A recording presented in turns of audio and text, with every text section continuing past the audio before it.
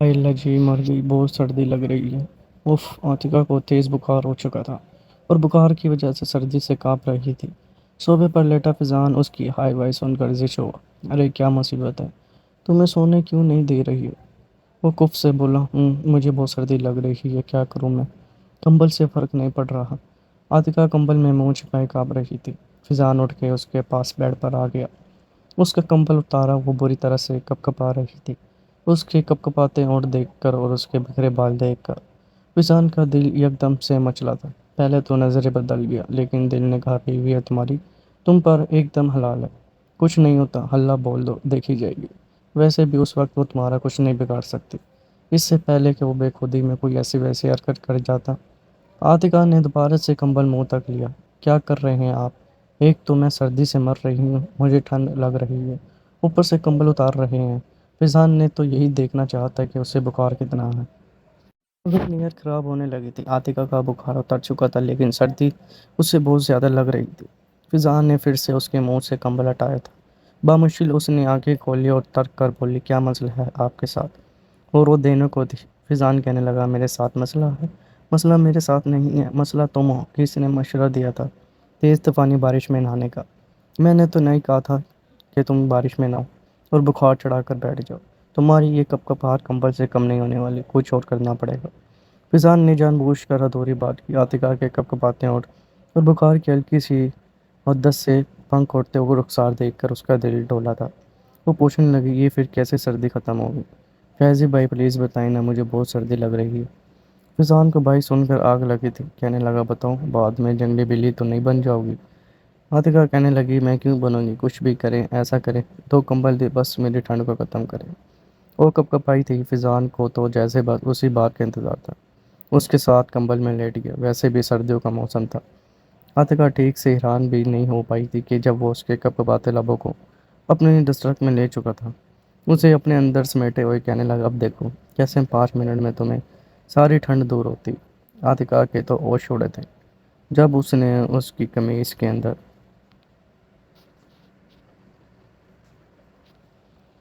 مجھے بیوی رومانس کرنے کے لیے چاہیے، گود لینے کی نہیں۔ میں آپ سے صاف کہہ چکا ہوں کہ میں ایک میچور لڑکی سے شادی کروں گا جو میرے جذبات کو سمجھے اور مجھے انتظار نہ کرنا پڑے۔ فضان نے اپنی والدہ نازلین بیگم سے کہا، وہ میری محرومہ دوست کی بیٹی ہے اور اتنی بھی چھوٹی نہیں جتنا تم اسے سمجھ رہے ہو۔ نازلین اٹل انداز سے بولی، میں دیکھ چکا ہوں جتنی وہ بڑی ہے، دو چٹائیاں باندھے بچوں کی طرح بارش میں اچھل اچھل کر نہا رہی تھی۔ مجھے تو 8ویں جماعت کی شاگردہ لگتی ہے۔ امی، میں آپ کو صاف کہہ چکا ہوں، اسے سہارا دینا ہے، شوق سے دیں، لیکن اسے میرے سر کا ڈول مت بنائیں۔ اگر آپ کو میرے مطابق لڑکی نہیں مل رہی تو میں خود ڈھونڈ لیتا ہوں۔ فضان کی بات پر نازلین بیگم کہنے لگی، شادی تمہیں عاتکہ سے کرنی پڑے گی اور ہر حال میں کرنی پڑے گی، ورنہ تم جانتے ہو کہ تمہارے باپ کا سب کچھ میرا نام ہے۔ فضان اپنی ماں کے ضد سے اچھی طرح واقف تھا۔ کہنے لگا، ٹھیک ہے امی، اگر آپ کی یہی ضد ہے تو ٹھیک ہے، میں کر لیتا ہوں شادی، لیکن لحاظ نہیں کروں گا۔ اس لڑکی کو سمجھا دیجیے گا کہ شادی کی رات اس کے نخرے نہیں دیکھوں گا۔ اپنے کمرے کے دروازے سے کان لگائے عاتکہ سب کچھ سن چکی تھی، جسے فضان پہلے ہی کچھ خاص پسند نہیں تھا، اس لیے پریشان ہو گئی، کیونکہ کل شام میں اس سے اچھی خاصی ڈانٹ کھائی تھی جب وہ بارش میں نہ رہی تھی۔ اسے ذرا پرواہ نہیں تھی کہ وہ بڑی ہو گئی ہے، اسے یوں اچھل اچھل کر نہیں نہانا چاہیے۔ فضان جب آفس سے واپس آیا تو عاتکہ کو یوں نہانے دیکھ کر اس کا دماغ گھوما تھا، اس لیے لون میں آتے ہی اس نے عاتکہ کا کان پکڑا، جاہل گوار لڑکی، یہ کیا کر رہی تھی؟ بچی ہو کیا جو یوں اچھل اچھل کر نہ رہی ہو؟ پہلے کبھی بارش نہیں دیکھی۔ وہ کہنے لگی، فیضی بھائی پلیز میرا کان چھوڑیں، ٹوٹ گیا تو میں بحری ہو جاؤں گی۔ مگر فضان نے اس کا کان اندر لاؤنج میں لا کر چھوڑا تھا۔ پھر اسے کہنے لگا، عقل کیا بیچ گئی ہے تم نے جب سے ہمارے گھر آئی ہو، اور دھوم مچا کے رکھا ہوئی ہے، جیسے یہ ہمارا نہیں تمہارے باپ کا گھر ہے۔ دیکھو میں امی نہیں ہوں جو تمہارے اس بچگانہ حرکتوں کو مسکرا کر نظر انداز کر دوں۔ میں فضان ہوں، آئندہ تو میں یوں جاہلوں کی طرح اچھل کے دیکھا تو ٹانگیں توڑ دوں گا۔ وہ چلا کے بولا تھا، پھر کہنے لگا، سمجھ آئی کہ کیا توڑ دوں گا؟ کہنے لگی، جی ٹانگیں توڑ دیں گے اور پھر میں لنگڑی ہو جاؤں گی۔ اب میں اپنے کمرے میں جاؤں یا آپ نے اور بھی کوئی گیان دینا ہے؟ یہ سن کر فضان کا فشار خون بڑھا تھا۔ دفع ہو جاؤ، وہ چلا کر بولا تو عاتکہ بھاگتے ہوئے اوپر کا زینہ چڑھ گئی۔ नाज़रीन घर पर नहीं थी, मार्केट गई थी कि वही बारिश हो गई, इसलिए इन्हें घर आते हुए देर हो गई। कमरे में कि आतिका ने दरवाज़ा ज़ोर से बंद किया। पता नहीं अपने आप को क्या समझते हैं, कहाँ के धर्म खान है। जब देखो नाक पर गुस्सा है, जब देखो नाक पर गुस्सा। अरे भाई बारिश होती किस लिए? खाने के लिए, एंजॉय करने के लिए। वो तो सड़ील किस्म के हैं और चाहते हैं सामने वाला भी सड़ा बैठा रहे। मुझे लग रहा है कि आंटी ने ज़रूर इनके बारे में करेला खाया होगा, तभी ये ऐसे है। लेकिन ये नहीं पता था कि कड़वा करेला उसी के नसीब में लिखा जा चुका है। जब उसने कान लगा के बातें सुनी और पता चला कि उसकी वालिदा की दोस्त, जिसे वो आंटी नाज़रीन कहती थी, वो उसके सास बनने के ख्वाब देख रही है। वो कहने लगी, नहीं नहीं नहीं, तौबा तौबा आंटी, ऐसा सोच भी कैसे सकती हैं? उसके खड़ूस बदतमीज और निकचड़े बेटे से मैं भला शादी करके अपनी ज़िंदगी क्यों बर्बाद करूं? वो सोच चुकी थी कि शादी से इनकार कर देगी, और अपने बारे में ये बातें सुनकर कि वो फिजान का बच्चा उससे छोटी बच्ची 8वीं जमात की शागिर्दा समझता। माशाल्लाह से पूरे 19 साल 4 दिन की हूँ। खुद को आईने में देखकर इतना उसने कहा था। अपनी 2 चुटियाँ देखकर कहने लगी, वैसे भी कोई बच्ची नहीं, फिर इनको ऐसा क्यों लगता है कि रोमांस सिर्फ मैच्योर लड़कियां ही कर सकती हैं? और इनकी नज़रें में मैच्योर कैसे होती? जैसे सड़े हुए ये खुद हैं, अगर ऐसे मैच्योर होते हैं तो मुझे नहीं बनना ऐसे मैच्योर।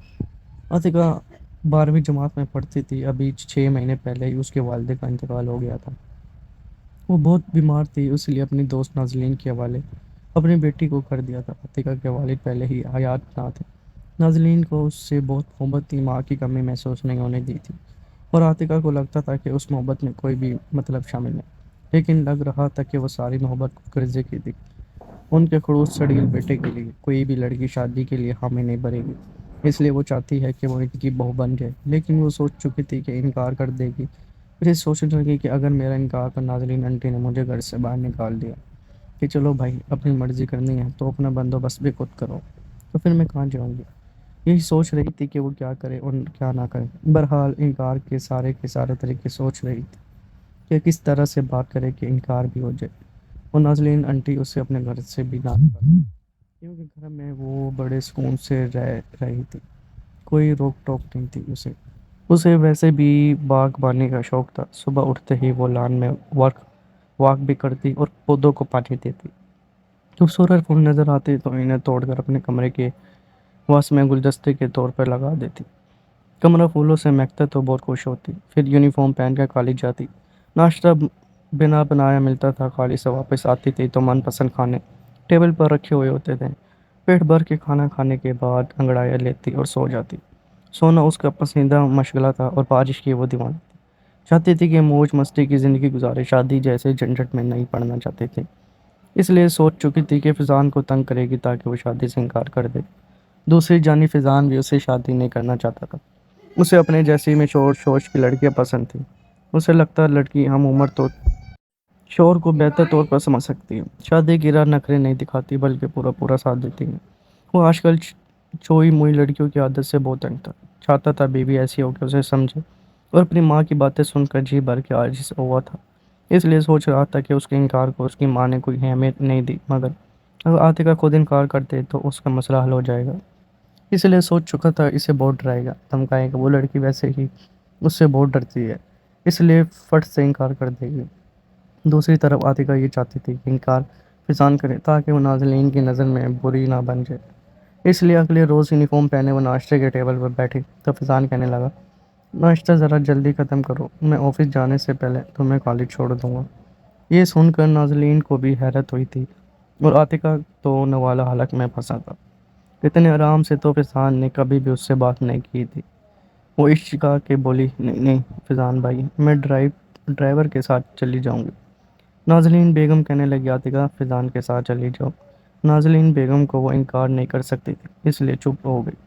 नाश्ता करने के बाद अपना बैग कंधे पर लटकाया और फिजान की तकलीद करते हुए बाहर आई थी।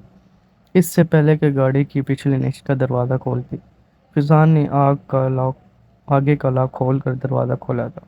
इसलिए आतिका को फ्रंट सीट पर बैठना पड़ा। जैसे ही उसने दरवाज़ा बंद किया, फिजान ने माथे पर बल डाले बड़े खतरनाक तेवरों से उसे सर से पांव तक देखा। जब आतिका ने देखा कि वो उसे बड़े गुस्से और गौर कर देख रहा है, तो जानबूझकर उल्टी सीधी हरकतें करने लगी ताकि फिजान का गुस्सा रोश कर जाए और वो शादी से इनकार कर दे। कभी कान में उंगली डालकर खारिश करने लगती, फिर मुंह में چنگم ڈال کر اس کے غبارے بنا بنا کے پاڑنے لگی۔ فضان کہنے لگا، یہ کیا بچپنا ہے تمہارے؟ بڑے غصے سے فضان نے یہ بات کہی تھی۔ عاتقہ کہنے لگی، اب میں بچی ہوں تو ایسی حرکتیں ہی کروں گی نا۔ آپ مجھ سے اتنے بڑے ہیں، اتنے لمبے ہیں، میں تو آپ کے کندھے کے برابر بھی نہیں آتی۔ وہ کہنے لگا، اس بات کا کیا مطلب؟ کہنے لگی، نہیں نہیں، کوئی مطلب نہیں ہے، آپ گاڑی چلائیں۔ وہ کہنے لگا، کون سا اسکول ہے تمہارا؟ یہ سن کر عاتقہ کو زور کا جھٹکا لگا۔ مطلب وہ واقعی اس سے اسکول کی اسٹوڈنٹ ہی سمجھتا تھا۔ کہنے لگی، میں کالج میں پڑھتی ہوں۔ یہ سن کر حیرت سے فضان نے اسے دیکھا۔ اچھا، تمہیں دیکھ کر تو نہیں لگتا۔ وہ کہنے لگی، اصل میں امی نے بہت کم عمری میں مجھے اسکول میں ڈال دیا تھا۔ میں اتنی بڑی نہیں ہوں جتنا آپ مجھے سمجھ رہے ہیں، بچی ہی ہوں۔ فضان کہنے لگا، دیکھو، میں تم سے شادی نہیں کرنا چاہتا۔ یہ سن کر عاتقہ بڑی خوش ہوئی، کہنے لگی، اچھا واقعی؟ چلیں، یہ تو بہت اچھی بات ہے، میں ابھی پڑھنا چاہتی ہوں۔ ویسے بھی ابھی میری عمر ہی کیا ہے۔ کہنے لگا، مجھے تم جیسی احمق اور بے وقوف فضول سی لڑکیاں پسند نہیں، اس لیے تم ایسا کرو کہ امی سے کہہ دو کہ تم مجھ سے شادی نہیں کرنا چاہتے۔ وہ کہنے لگی، ارے واہ، میں یہ بات کیوں کہہ دوں؟ کہنے لگا، اس لیے کیوں کہ میں یہ بات کہہ بھی دوں تو میری ماں میری بات پر کان دھرنے کو تیار نہیں۔ مجھے دھمکیاں دے رہی ہیں، لیکن وہ تم پر بڑی مہربان ہے، اس لیے تمہیں انکار کرنا پڑے گا۔ دیکھو، اگر تم انکار نہیں کرو گی تو شادی کے بعد میں تمہیں بہت تنگ کروں گا، تمہارا جینا دو بار کر دوں۔ کیا فائدہ، اس لیے پہلے سے بتا رہا ہوں۔ عاتقہ کہنے لگی، آپ کی ماں آپ کو تو صرف دھمکیاں دے رہی ہیں، اگر میں نے انکار کیا تو کیا گارنٹی ہے کہ وہ مجھے اپنے گھر پہ رکھیں گے؟ میں کون سا ان کی سگی بیٹی ہوں؟ آپ خود سوچیں، آپ ان کے سگے بیٹے ہیں اور آپ کو وہ بات نہ ماننے کی صورت میں دھمکیاں دے رہی ہیں۔ ارے مجھے تو سیدھا گھر سے باہر نکال دیں گے، اور میں بے آسرا بے سہارا لڑکی اس بڑے شہر میں کہاں جاؤں گی؟ اس لیے انکار آپ کو کرنا پڑے گا۔ فضان نے اسے یوں دیکھا جیسے کچا چبا جائے گا۔ کہنے لگا، دیکھو، اتنی بھی تم مظلوم نہیں ہو، میں اچھی طرح جانتا ہوں اگر تم انکار کرو گی تو امی تمہیں کچھ نہیں کہیں گے۔ دیکھو، میں تمہیں صرف 2 دن کا ٹائم دے رہا ہوں، اگر تم نے انکار نہیں کیا تو یاد رکھنا زندگی تمہارے جہنم بنے۔ تب عاتقہ کا کالج آ چکا تھا، وہ اتر گئی، فضان جا چکا تھا۔ اسے لگا تھا کہ اس کی یہ دھمکی ہی کافی ہے، لیکن عاتقہ نے انکار نہیں کیا۔ چند روز گزر چکے تھے۔ فضان بے حد بے چین تھا، بے حد پریشان تھا، کیونکہ اس کی ماں تو اس کی شادی کی شاپنگ کر رہی تھی۔ کہہ رہی تھی کہ میں نے زیادہ لوگوں کو ویسے بھی نہیں بلانا، اس لیے شادی جلدی سے ہی کر لوں گا۔ بہرحال شادی 1 ہفتے بعد ڈیسائیڈ ہو چکی تھی۔ فضان بار بار عاتقہ کو فون کر رہا تھا، کیونکہ جب بھی وہ اس کے سامنے آتا وہ بھاگ کے اپنے کمرے میں چلی جاتی۔ بات کرنے کا کوئی موقع وہ اسے دے ہی نہیں رہی تھی۔ وہ چاہتی تھی کہ انکار فضان کرے، لیکن اس نے بھی انکار نہیں کیا۔ اور بھی زیادہ غصے اور ضد میں آ چکا تھا کہ یہ لڑکی یہی چاہتی ہے تو ٹھیک ہے، میں بھی اس کی چھینکیں نکلوا کے رکھ دوں گا۔ اس مچھلی کیا ہے خود کو، میں اس کا ذرا بھی لحاظ نہیں کروں گا۔ شادی کا دن بھی عام پہنچا تھا۔ عاتقہ کو لگا تھا کہ فضان انکار کر دے گا، لیکن اس نے بھی انکار نہیں کیا تھا۔ مجبوراً عاتقہ کو بھی نکاح کرنا پڑا۔ دلہن بنی وہ فضان کے کمرے میں بیٹھی تھی۔ جب وہ بڑے غصے سے کمرے میں داخل ہوا تھا، کمرے کا دروازہ بند کیا، اس کے پاس آ کر بیٹھ گیا۔ کہنے لگا، میں نے کیا کہا تھا تم سے کہ انکار کر دیں؟ کہنے لگی، یہ آپ بھی کر سکتے تھے۔ آپ اچھے طریقے سے جانتے ہیں کہ ایک یتیم مسکین لڑکی کتنی مجبور ہوتی ہے۔ جان بوجھ کے وہ اسے ایموشنل کرنا چاہ رہی تھی۔ کہنے لگا، میں جانتا ہوں تم کتنی معصوم اور یتیم مسکین ہو، جان بوجھ کر تم نے میری ماں کے سامنے اچھے بننے کا ناٹک کیا، ورنہ میری ماں کو کوئی بھی لڑکی اتنی جلدی اچھی نہیں لگ گئی، لیکن تم لگ گئی۔ اس دن تو تم مجھ سے کہہ رہی تھی کہ تم بھی مجھ سے شادی نہیں کرنا چاہتی، تو وہ جھوٹ بول رہی تھی۔ تمہاری مجھ پر نیت خراب تھی، تم چاہتی تو انکار کر سکتی تھی، لیکن تم نے نہیں کیا۔ وہ بڑے غصے میں تھا۔ عاتقہ کہنے لگی، دیکھیں، مجھے کوئی شوق نہیں ہے آپ کی بیوی بننے کا۔ ارے میرے لیے تو ویسے بھی لڑکوں کی لائن لگی رہتی ہے، میں ایک لڑکے کو اشارہ کرتی تو وہ بارات لے کر پہنچ جاتا۔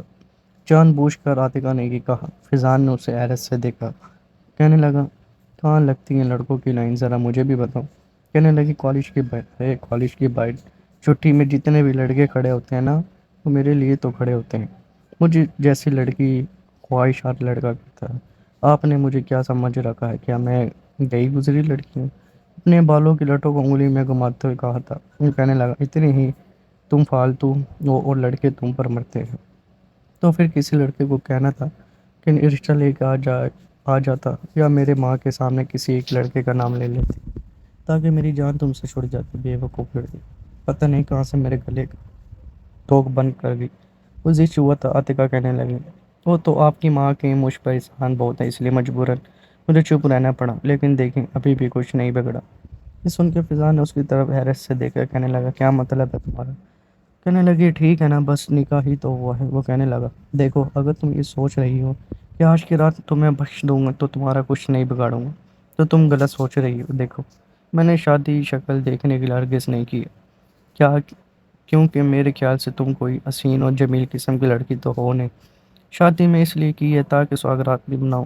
یہ سن کر عاطقہ گھبرائی تھی، کہنے لگی دیکھیں میرے قریب بھی مت آئیے گا، میں ابھی انڈر 18 ہوں، آپ پر کیسے کیس بھی کر سکتی، ایسی کی تیسی تمہارا انڈر 18 کی، تمہیں یہ سب پتہ ہے، انکار نہیں کر سکتی تھی شادی سے۔ یہ کہتے ہوئے فضان نے اس کی کلائی بڑی زور سے پکڑی تھی، کہنے لگا تمہیں بتاتا ہوں کہ زبردستی بیوی بننے والی لڑکیوں کا حال کیا ہوتا ہے۔ اس بار تو عاطقہ سچ مچ گھبرائی تھی، میرا ہاتھ چھوڑیں۔ وہ کہنے لگا نہیں چھوڑوں گا، نہ ہاتھ چھوڑوں گا نہ تمہیں چھوڑوں گا۔ یہ سننا تھا کہ وہ شور کر کے رونے لگے، لٹ گئی، مر گئی، برباد ہو گئی، خدا کے لیے کوئی مجھے بچاؤ۔